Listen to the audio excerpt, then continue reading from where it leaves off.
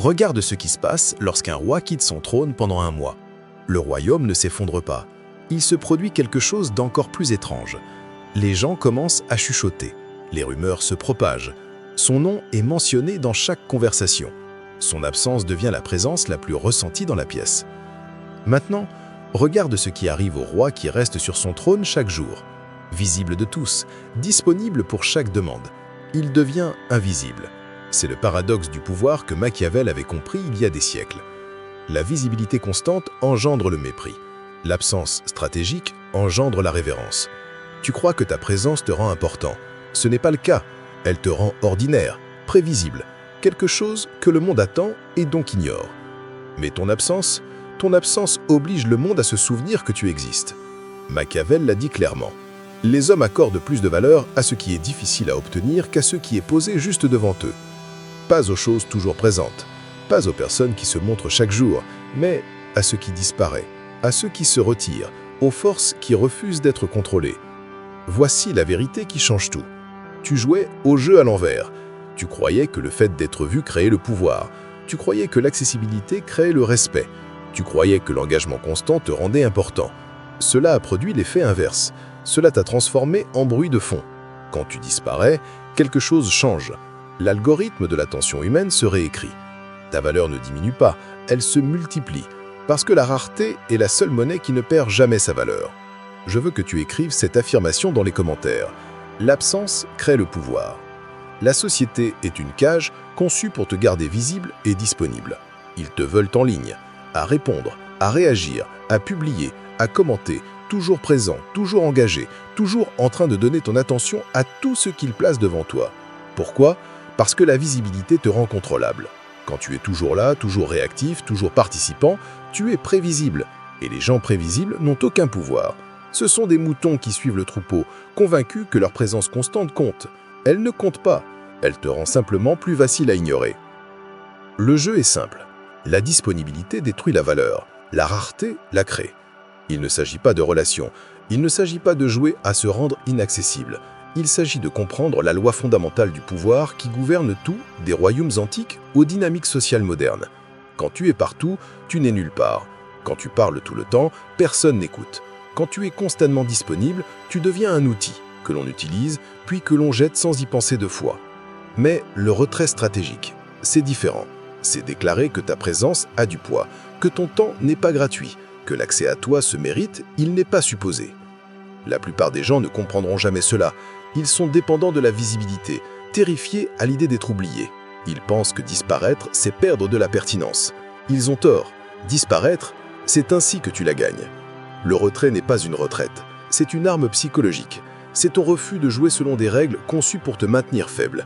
Ce que je vais révéler maintenant, ce sont 7 principes que Machiavel reconnaîtrait instantanément. 7 lois qui transforment l'absence de faiblesse en domination. 7 vérités qui séparent ceux qu'on utilise de ceux qui détiennent le pouvoir. Ce n'est pas de la théorie, c'est ainsi que le jeu fonctionne réellement. Arrache le confort, embrasse l'inconfort de ta propre absence. Parce que lorsque tu disparais, le monde remarque enfin que tu étais là. Numéro 1. Le pouvoir du retrait. Il existe un type précis de panique qui s'installe lorsque quelqu'un perd l'accès à toi. Pas le genre dramatique, pas le genre évident. C'est subtil. Cela s'insinue lentement. Ils vérifient leur message.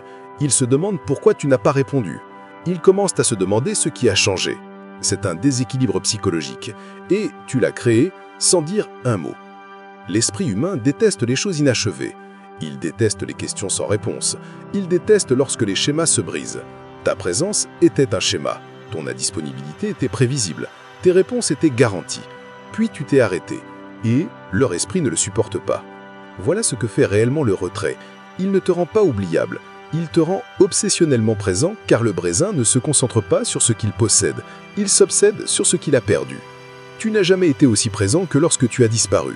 Machiavel a dit un jour, la première méthode pour estimer l'intelligence d'un dirigeant est de regarder les hommes qui l'entourent. Mais voici la vérité plus profonde enfouie dans son ouvrage.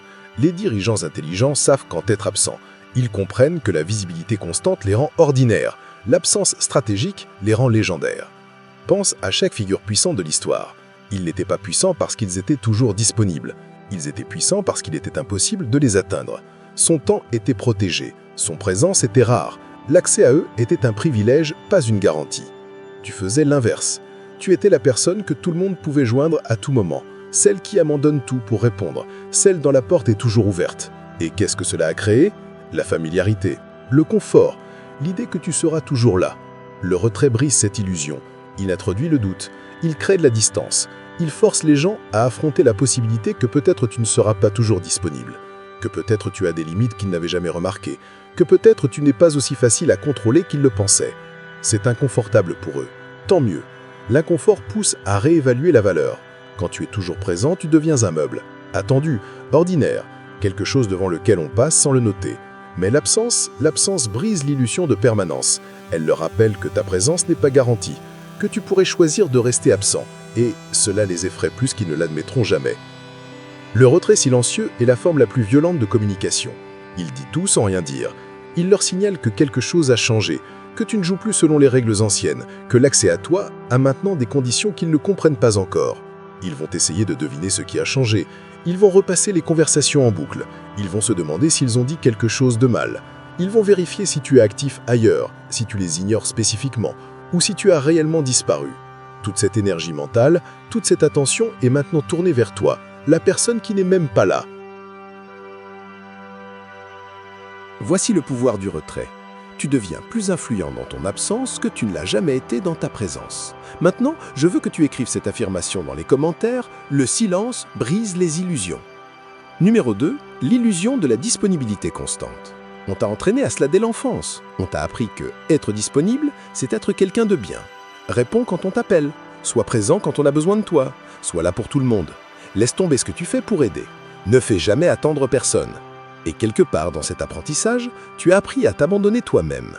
Car la disponibilité constante n'est pas de la gentillesse, c'est de l'autodestruction. C'est dire que ton temps n'a aucune valeur, que ton énergie n'a aucune limite, que ta vie existe pour servir quiconque l'exige.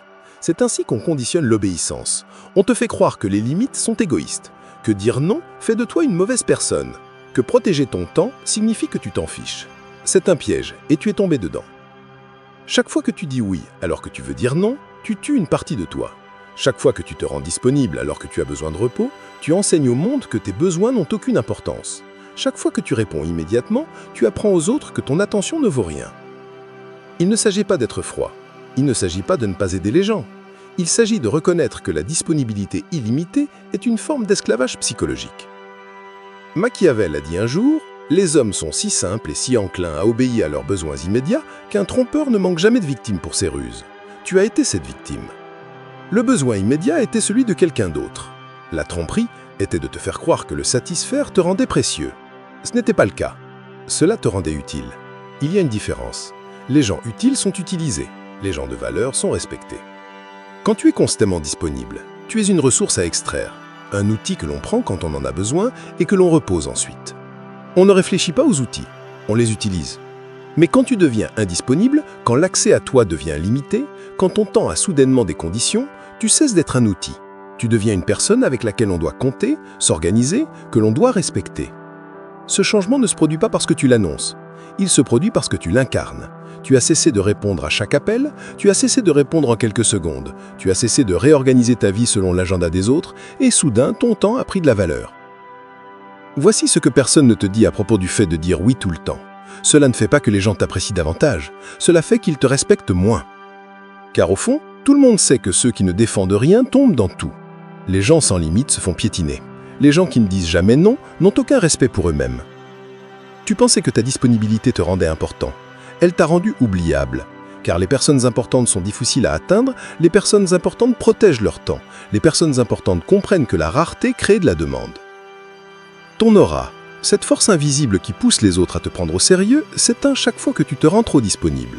Chaque réponse instantanée, chaque plan abandonné pour accommoder quelqu'un d'autre, chaque moment où tu passes les autres avant toi sans qu'ils l'aient mérité. Cela n'est pas de la générosité, c'est de l'abandon de soi. Et le pire, c'est que les gens ne valorisent même pas ce que tu donnes. Ils s'y habituent, ils le considèrent comme acquis. Ils s'énervent même quand, soudain, tu ne peux plus offrir ce que tu as donné gratuitement pendant si longtemps. C'est la psychologie de la disponibilité constante. Elle ne crée pas de la gratitude, elle crée un sentiment de droit. Briser ce schéma exige quelque chose que la plupart des gens ne supportent pas, décevoir les autres, laisser des messages sans réponse, ne pas se montrer, créer un vide là où il y avait une présence permanente. Au début, cela te semblera mal. Tu te sentiras coupable. Tu auras peur que les autres pensent que tu as changé en mal. Tu te demanderas si tu es devenu égoïste. Tu ne l'es pas. Tu es simplement sain d'esprit. Car l'alternative est de passer toute ta vie à répondre aux agendas des autres pendant que ta propre vie t'échappe sans être vécue. L'alternative est d'être la personne sur qui tout le monde peut compter, alors que toi, tu ne peux pas compter sur toi-même. L'alternative est d'arriver à la fin et de réaliser que tu as toujours été disponible pour tout le monde, sauf pour la seule personne qui avait le plus besoin de toi, toi-même. Je veux que tu écrives cette affirmation dans les commentaires. Non, c'est de l'autopréservation. Numéro 3. Persona contre individuation. Il existe 2 versions de toi. La première est le masque, la persona. La version que tu as créée pour survivre en société, celle qui sourit au bon moment, qui dit ce qu'il faut et qui se comporte selon les attentes. Cette version n'existe que pour être acceptée, pour s'intégrer, pour ne pas créer de problème.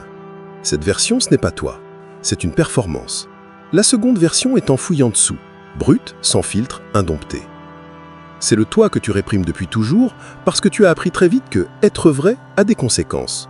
Le rejet, le jugement, l'isolement. Alors tu t'es caché, et le masque c'est tellement convaincant que tu as oublié que tu le portais. C'est ce que les psychologues appellent l'individuation, le processus par lequel on devient réellement ce que l'on est, au lieu de ce que l'on prétend être. C'est la mort du faux moi et la naissance du moi authentique. Et cela exige une chose que la plupart des gens ne feront jamais, disparaître du monde qui a créé le masque.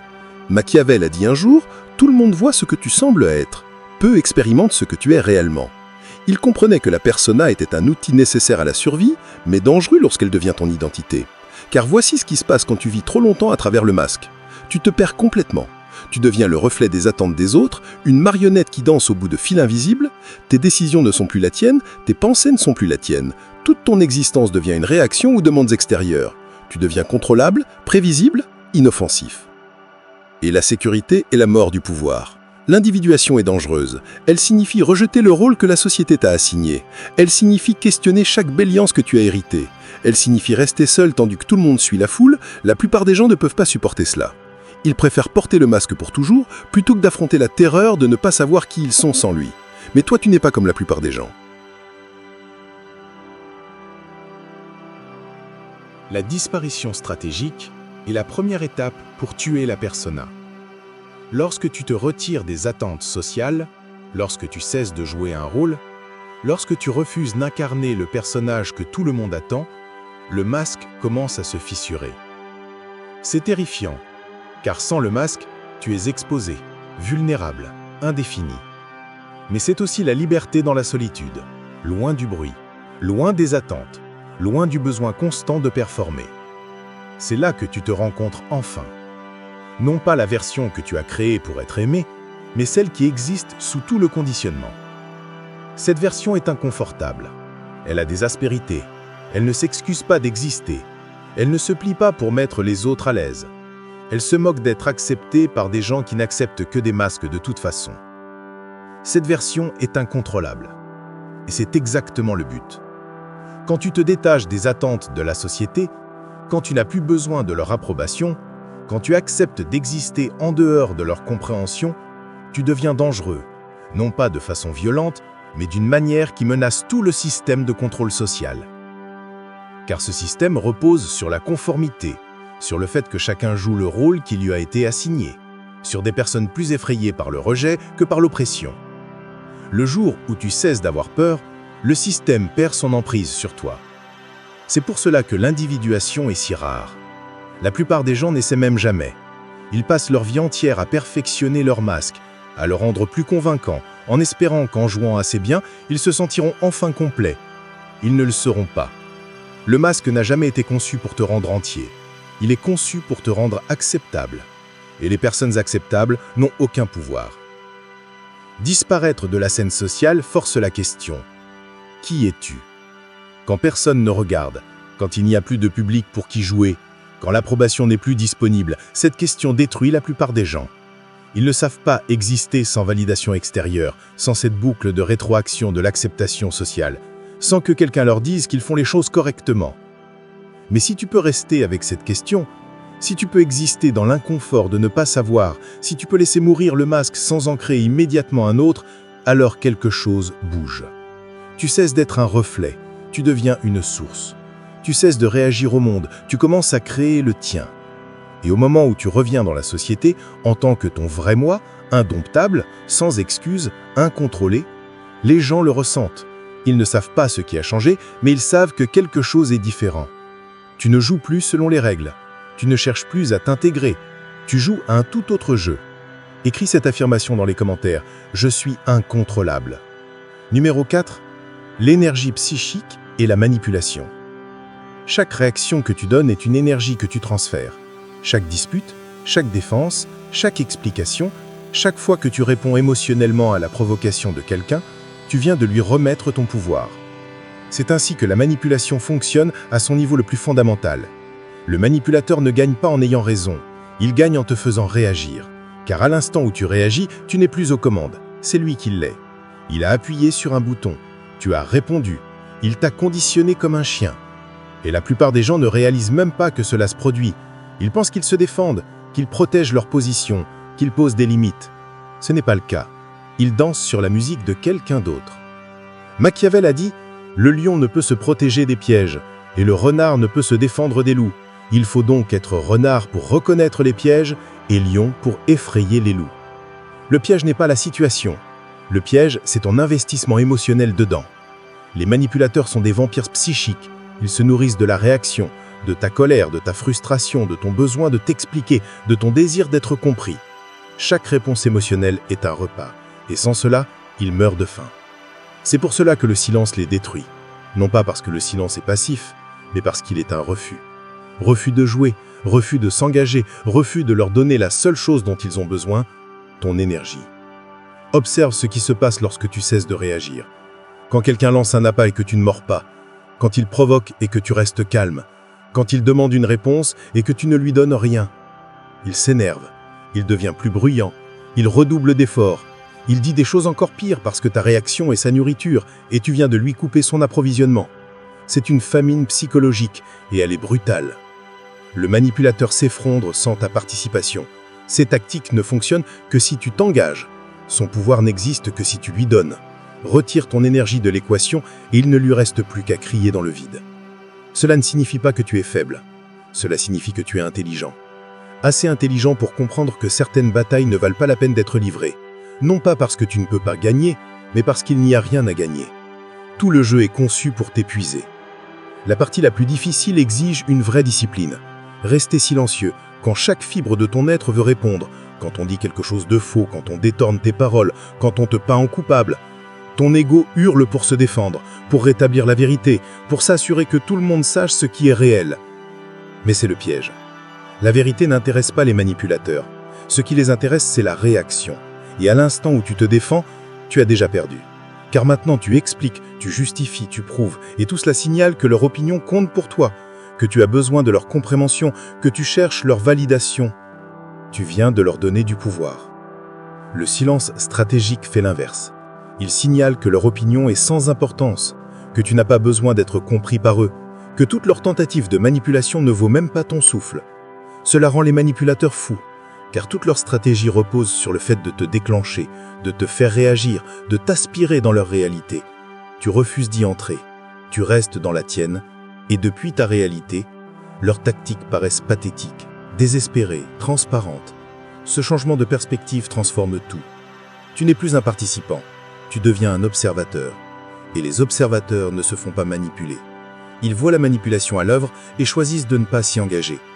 L'énergie que tu économises en ne réagissant pas est une énergie que tu conserves pour toi, une énergie que tu peux investir dans ce qui compte vraiment, dans tes objectifs, dans ta croissance, dans la construction plutôt que dans la défense.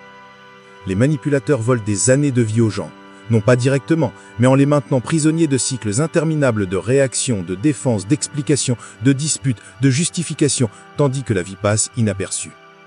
Tu brises le cycle en le reconnaissant pour ce qu'il est, un jeu auquel tu n'es pas obligé de jouer. Chaque fois que tu choisis le silence plutôt que la réaction, tu t'entraînes à la souveraineté émotionnelle.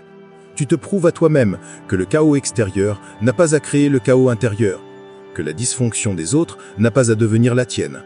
C'est ça la maîtrise. Pas sur eux, sur toi-même, et la maîtrise de soi est le seul pouvoir qui compte. Je veux que tu écrives cette affirmation dans les commentaires. Le silence affame la manipulation. Numéro 5. Le pouvoir du silence. Le silence est l'arme la plus incomprise dans les interactions humaines. Les gens pensent que le silence est une absence. Ce n'est pas le cas. C'est une présence concentrée dans sa forme la plus puissante. Les mots dispersent ton pouvoir. Ils révèlent ton jeu. Ils donnent des munitions aux autres. Ils créent des occasions de malentendus, de mauvaises interprétations, de manipulation. Le silence ne fait rien de tout cela. Le silence est un miroir. Il reflète ce que l'autre y apporte. Et ce que les gens y projettent est toujours révélateur. Observe ce qui se passe quand tu deviens silencieux, quand tu arrêtes de t'expliquer, quand tu cesses de combler chaque vide dans la conversation, quand tu laisses l'espace exister sans te précipiter pour le remplir. Les gens deviennent mal à l'aise. Ils commencent à projeter. Ils remplissent le silence avec leurs propres suppositions, leurs peurs, leur culpabilité, leurs insécurités. Ils se dévoilent sans que tu dises un seul mot. Machiavel a dit un jour « Il vaut mieux être craint qu'aimé si l'on ne peut être les deux ». Mais voici la leçon plus profonde. Le silence crée à la fois la peur et la fascination. Parce que les gens ne peuvent pas classer ce qu'ils ne comprennent pas. Et ils ne comprennent pas le silence. Ils sont habitués aux gens qui expliquent, qui se justifient, qui se défendent, qui ont besoin d'être compris. Toi, tu n'as besoin de rien de tout cela. Et cela les effraie. Ce n'est pas le silence de la faiblesse. Ce n'est pas se taire parce qu'on ne sait pas quoi dire. C'est le choix délibéré de retenir, de laisser l'absence de mots créer plus d'impact que les mots n'en auront jamais. Le silence stratégique a du poids. Il communique l'autorité. Il signale que tu ne dois d'explication à personne, que ton monde intérieur est privé, que l'accès à tes pensées exige plus que de la curiosité ou une exigence. Cela rend les gens fous. Ils veulent entrer. Ils veulent savoir ce que tu penses. Ils veulent percer le code. Ils veulent que tu parles pour pouvoir te classer, te comprendre, te contrôler. Ton silence leur refuse tout cela, et dans ce refus, tu deviens puissant. Car le pouvoir ne consiste pas à dominer les conversations, il consiste à dominer la présence. Celui qui parle le moins parle souvent le plus fort. Ces mots ont du poids parce qu'ils sont rares. Ces opinions comptent parce qu'elles ne sont pas données sans cesse. Tu as déjà vu cette dynamique. La personne qui parle sans arrêt en réunion devient un bruit de fond, mais celle qui reste silencieuse, puis parle une seule fois, tout le monde l'écoute.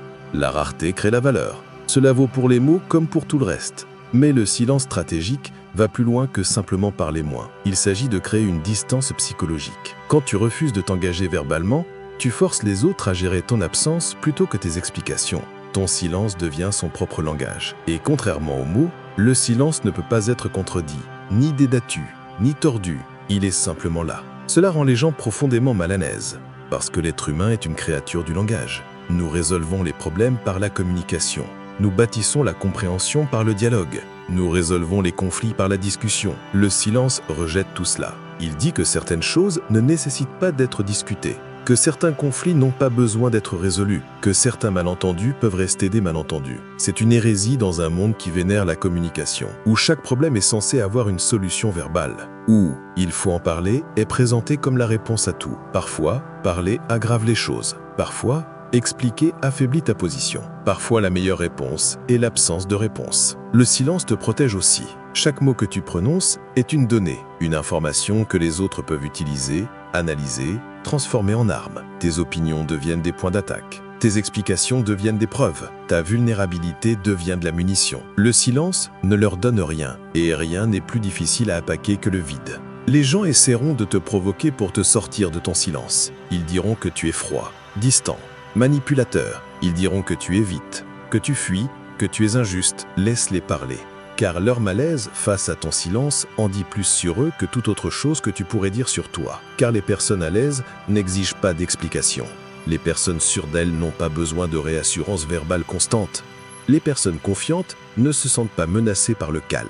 Seuls ceux qui comptent sur les mots pour te contrôler s'énervent lorsque les mots disparaissent. Ton silence expose leur méthode. Il révèle à quel point ils dépendaient de ta volonté de t'engager, à quel point ils tiraient du pouvoir en t'entraînant dans des échanges verbaux dont tu n'avais même pas besoin. Quand tu te retires de ces échanges, sans l'annoncer, simplement en cessant, toute leur stratégie s'effondre. Ils se retrouvent à se disputer avec le silence, et personne ne gagne un débat contre le silence. C'est la domination sans agression, le pouvoir sans confrontation, la victoire sans combat. Machiavel approuverait. Écris cette affirmation dans les commentaires, mon silence parle. Numéro 6. L'indisponibilité consciente. Il y a une phrase qui doit disparaître. Je suis toujours là si tu as besoin de moi. Elle sonne noble, solidaire, bienveillante. En réalité, c'est de l'autodestruction enveloppée de vertu. Car te rendre constamment disponible ne te rend pas précieux.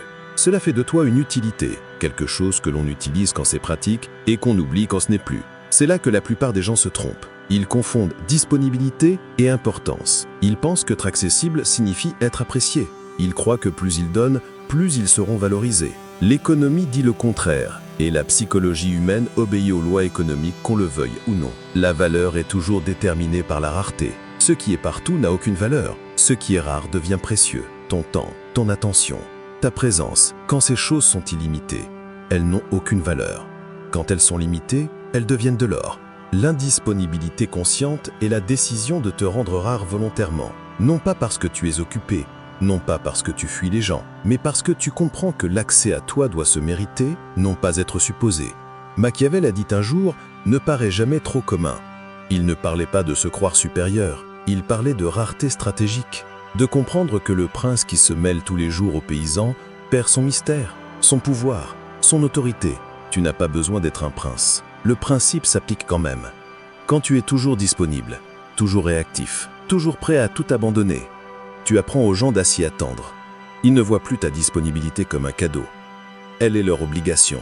Ta générosité devient leur droit. Puis observe ce qui se passe quand soudain tu ne peux plus être disponible, quand tu es réellement occupé, quand tu dois te concentrer sur toi-même. Ils deviennent agacés, déçus, parfois même en colère.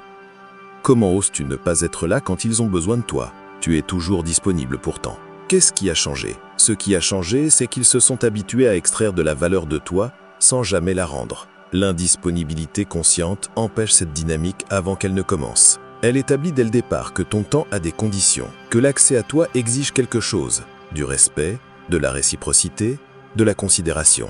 Ce n'est pas de l'égoïsme, c'est du respect de soi. Et le respect de soi est la base de tout pouvoir. Quand tu deviens consciemment indisponible, tu obliges les gens à te considérer différemment. Ils ne peuvent plus supposer que tu seras là. Ils doivent se demander si ce qu'ils te demandent vaut vraiment ton temps. Ils doivent évaluer s'ils ont mérité l'accès à toi. Cela filtre ta vie automatiquement. Les personnes qui ne respectent pas ton temps s'éliminent d'elles-mêmes. Elles vont chercher quelqu'un de plus facile à utiliser. Tant mieux, laisse-les. Celles qui restent sont celles qui comprennent que les choses de valeur ne sont pas gratuites, que ta présence est un privilège, que le temps passé avec toi est quelque chose à apprécier, non pas à exiger. Mais voici ce qui est inconfortable. Devenir consciemment indisponible, c'est décevoir des gens. C'est dire non. C'est voir passer des opportunités. C'est accepter que certains te traitent d'égoïste, de distant ou de froid. Laisse-les faire. Parce que l'alternative, c'est de passer ta vie à être disponible pour tout le monde, sauf pour la seule personne qui compte le plus, toi-même. Chaque oui à quelqu'un d'autre est un non à toi-même. Chaque fois que tu te rends disponible alors que tu as besoin de rester, tu choisis leurs besoins au lieu des tiens. Chaque moment passé à être accessible est un moment de moins passé à construire la vie que tu veux vraiment. Ce n'est pas de l'équilibre, c'est du sacrifice. Et le sacrifice sans réciprocité n'est qu'un suicide lent. L'indisponibilité consciente reprend ta vie en main. Elle affirme que ton temps t'appartient d'abord, que ton énergie t'appartient à toi de la distribuer, que ta présence est ton choix à offrir et non le droit de quiconque de la prendre.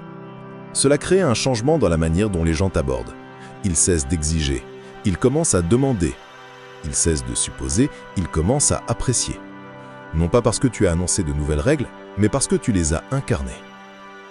Les gens réagissent au comportement, pas aux déclarations. Tu peux dire à quelqu'un que tu n'es pas toujours disponible, il l'oubliera en un jour. Mais montre-le par des actes constants, en protégeant ton temps, et ils apprendront vite. Certains n'apprendront jamais. Ils continueront de pousser, d'exiger, d'attendre que tu plies. Ces personnes t'enseignent quelque chose de précieux.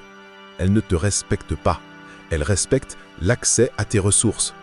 Le moment où tu protèges ces ressources, elles révèlent la véritable nature de leur relation avec toi. Elle était transactionnelle depuis le début. L'indisponibilité consciente expose ces dynamiques. Elle sépare ceux qui te valorisent de ceux qui ne valorisent que ce que tu fournis. Et cette distinction compte plus que la plupart des gens ne l'imaginent. Car une vie entourée de preneurs est une vie qui se vide. Peu importe le nombre de personnes autour de toi, peu importe à quel point tu te sens nécessaire, tu n'es alors qu'une ressource qu'on épuise. L'indisponibilité consciente stoppe cette fuite. Elle redonne du sens à ta présence. Elle rend à nouveau ton temps précieux. Elle fait de toi quelqu'un qu'il faut mériter et non quelqu'un toujours disponible gratuitement. Et voici la partie la plus étrange. Quand tu deviens moins disponible, la qualité de tes interactions s'améliore radicalement. Parce que les gens se présentent différemment quand ils savent que ton temps est limité. Ils sont plus présents, plus reconnaissants, plus intentionnels. Ils ne gaspillent pas ton temps parce qu'ils savent qu'ils pourraient ne pas en avoir davantage. La rareté crée la qualité. L'abondance crée la négligence. Cela s'applique aussi à ta relation avec toi-même. Quand tu protèges ton temps, quand tu te rends indisponible au monde de façon régulière, tu obtiens enfin l'espace pour penser, créer, construire, exister sans jouer de rôle. Tu cesses d'être une machine à réaction et deviens un créateur délibéré de ta propre vie. Ce n'est pas de l'égoïsme, c'est de la lucidité. Écris cette affirmation dans les commentaires. L'accès à moi se mérite. Numéro 7. La renaissance par la solitude. La solitude terrifie la plupart des gens, non pas parce qu'elle fait mal, mais parce qu'elle révèle. Quand tu es seul, vraiment seul, sans distraction, sans bruit, sans apport constant, tu es obligé de te confronter à toi-même, aux pensées que tu évitais, aux vérités que tu réprimais, à la personne que tu es devenue par rapport à celle que tu voulais être. La plupart des gens n'y arrivent pas. Ils remplissent chaque instant de bruit, de réseaux sociaux, de messages, de séries, de musique, de tout ce qui peut les empêcher d'affronter le silence. Parce que dans le silence, ils pourraient devoir reconnaître qu'ils n'aiment pas la personne qu'ils sont devenus. Mais la solitude n'est pas une punition, c'est une purification. Chaque instant passé dans la solitude stratégique est un instant passé à brûler le faux, le conditionnement, les masques, les croyances empruntées, les parties de toi qui n'existent que parce que la société les a exigées. Ce qui reste après la combustion est réel. Machiavel a dit « Les hommes sont guidés par deux impulsions principales, l'amour ou la peur. » Mais il y avait une troisième impulsion qu'ils comprenaient implicitement, la quête d'authenticité, le besoin de devenir ce que tu es réellement, au lieu de ce que les autres ont besoin que tu sois. Cette transformation n'a lieu que dans la solitude, parce que la société est un miroir qui te renvoie une version déformée de toi, la version qui s'adapte, la version qui ne menace pas l'ordre établi, la version qui met les autres à l'aise. La solitude brise le miroir. En l'absence de reflet extérieur, tu es contraint de générer ton propre tien, de déterminer ta propre valeur, de définir ton identité sans référence à l'opinion de quiconque. Ce processus est brutal. La plupart l'abandonnent en quelques jours. Ils se persuadent qu'ils sont seuls, que l'isolement est malsain, qu'ils ont besoin de connexion. En réalité, ils ont surtout besoin d'éviter l'examen de soi. La vraie solitude, celle qui transforme, n'est pas une question d'isolement physique. Tu peux être entouré de gens, mais tu peux être en solitude si tu es émotionnellement indisponible, si tu as retiré ton énergie de la validation extérieure. C'est la solitude des forts, le choix délibéré d'exister en dehors du troupeau, de penser des pensées qui ne sont pas approuvées, de poursuivre des objectifs qui ne sont pas compris, de devenir quelqu'un que la société n'a pas conçu. C'est solitaire parce que tu ne joues plus le jeu que tout le monde joue. Tu ne poursuis plus les mêmes récompenses, tu ne suis plus les mêmes règles, tu ne cherches plus la même approbation. Tu es sur un tout autre chemin. Et la plupart des gens ne comprendront jamais ce chemin. Ils te diront que tu es froid, distant, changé. Ils diront « tu n'es plus la personne que tu étais ». Ils ont raison. Tu as tué cette personne dans la solitude. Cette mort est nécessaire. L'ancien toi, celui construit sur le fait de plaire, de s'intégrer, d'être acceptable, doit mourir pour que le vrai toi puisse émerger. Et il meurt lentement, dans les moments de silence, dans les longues périodes d'indisponibilité, dans l'espace inconfortable entre ce que tu étais et ce que tu deviens. La solitude est le fourneau. Tu es le métal. Ce qui en sort de l'autre côté est plus dur, plus tranchant, plus pur. Mais le processus n'est pas confortable. Tu remettras tout en question. Tu douteras de tes choix. Tu te demanderas si tu fais une erreur en te retirant. Tu sentiras l'envie de revenir en arrière. Ne le fais pas. Cette attirance est une faiblesse déguisée en connexion. C'est la part de toi encore dépendante de la validation extérieure, qui a encore besoin d'approbation, qui croit encore que sa valeur vient des autres. Reste dans l'inconfort. Laisse-le t'enseigner. Car de l'autre côté de cet inconfort se trouve quelque chose que la plupart des gens ne connaîtront jamais. L'autonomie intérieure. Pas la version pratique, la version psychologique. Celle où tu n'as réellement besoin de l'opinion de personne pour savoir qui tu es, où ton identité ne dépend plus du retour social, où tu peux exister totalement indépendamment du fait qu'on le comprenne ou qu'on l'approuve. C'est cela la liberté, la vraie liberté. Pas l'illusion de faire ce que l'on veut, mais la liberté profonde d'être qui tu es, sans excuse ni justification. Et elle ne vient que par la solitude, parce que la solitude enlève toutes les bécuches, toutes les validations, toutes les distractions qui t'empêchaient de te confronter à toi-même. Ce que tu affrontes dans la solitude n'est peut-être pas beau à voir. Tu verras tes faiblesses, tes schémas, tes façons d'éviter la responsabilité, les mensonges que tu t'es racontés, la manière dont tu as été complice de tes propres limites. Mais tu verras aussi ton potentiel, les parties de toi qui ont été étouffées, la force que tu n'as jamais utilisée, les pensées que tu n'as jamais exprimées, la vie que tu n'as jamais construite parce que tu étais trop occupé à entretenir des relations qui ne te servaient pas.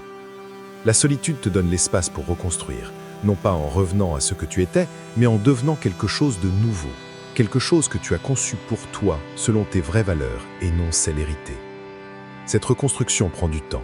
Ce n'est pas une retraite d'un week-end, ce sont des mois, peut-être des années de séparation constante du bruit, de protection de ton espace mental, de refus de laisser les autres coloniser tes pensées avec leurs agendas.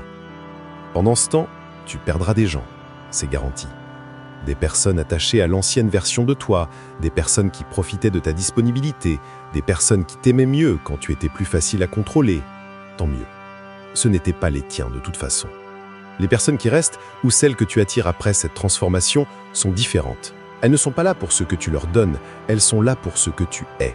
Et ce que tu es est enfin authentique. C'est la renaissance, pas une métaphore, une véritable mort et résurrection psychologique.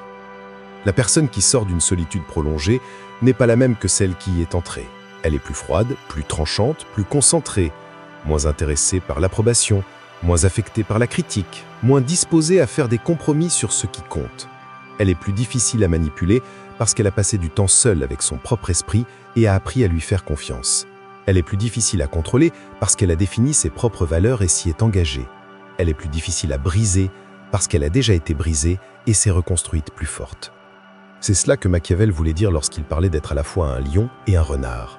La solitude fait de toi un lion, puissant, confiant, dangereux. L'expérience fait de toi un renard, intelligent, stratégique, capable de reconnaître les pièges. Lorsque tu reviens dans le monde après cette transformation, les gens sentent immédiatement la différence. Tu ne joues plus un rôle, tu ne cherches plus, tu ne t'expliques plus. Tu existes simplement avec puissance, sans excuse, de façon indépendante. Et ton absence, le temps que tu as passé dans la solitude, devient désormais ton arme, car les gens savent que tu peux disparaître. Tu l'as déjà fait. Tu le referas. L'accès à toi n'est plus garanti.